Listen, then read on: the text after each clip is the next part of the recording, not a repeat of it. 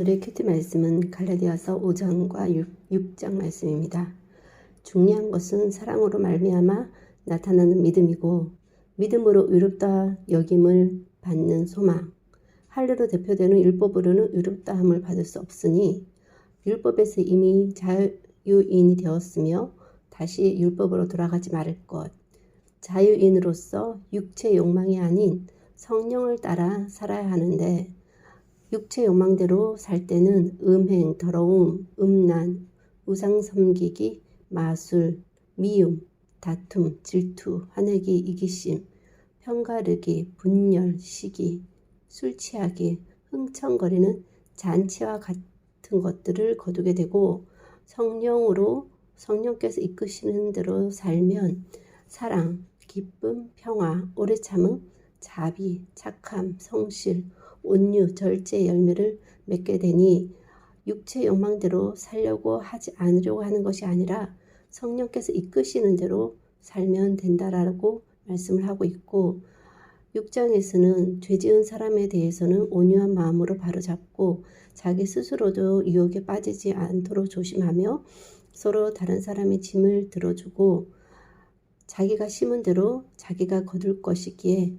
자신을 속이지 말고 자기 일을 잘 살펴 다른 사람과 비교하지 말고 자기 일에 스스로 책임을 지되 선한 일을 하다가 낙심하지 말아야 된다라는 것까지 말해주고 있습니다. 그리고 마지막으로 할례받게 하면서 자신이 율법을 따르지 않는 자는 그들이 한 일을 자랑하기 위해서라는 것에 대해서 얘기하면서 자신은 십자가만 자랑하기 때문에 십자가를 통해서 세상에서는 죽고 하나님의 새로운 백성이 되었기에 이렇게 하나님의 모든 백성에게 평화와 자비가 있기를 축복하며 이제부터는 더 이상 자신을 괴롭히지 말라. 자신의 몸에는 예수님의 흔적들이 있다라는 말로 갈라디아서를 맺고 있습니다.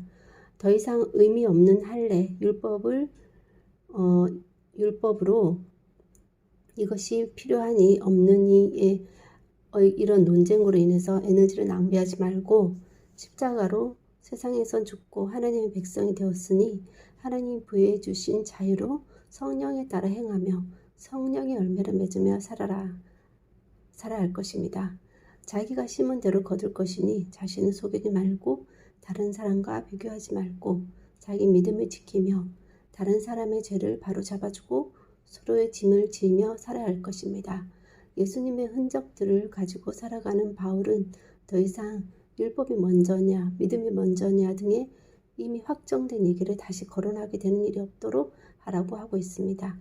성령에 따라 믿음으로 이미 살면서 열매를 맺어야 할 시간에 다른 것에 마음이 뺏기거나 육체 욕망에 자신을 내어놓음으로 하나님의 백성으로 자유인으로 살아야 하는 삶을 살지 못하는 안타까운 시간들이 더 이상 있어서는 안 될 것입니다. 한 번은 다져갈 필요가 있었다 쳐도 또다시 분명한 복음의 진리를 알고도 어리석은 것에 미혹되지 않도록 하는 것이 이제는 더욱 중요하고 다시 옛것으로 돌아간다면 그것은 단순 실수가 아닌 중한 범죄, 불신앙으로 하나님께 책망받고 심판받을 일임을 꼭 기억해야 할 것입니다. 비록 복음의 핵심을 벗어나진 않더라도 약화시키거나 희석시키는 것 또한 중범죄일 것입니다.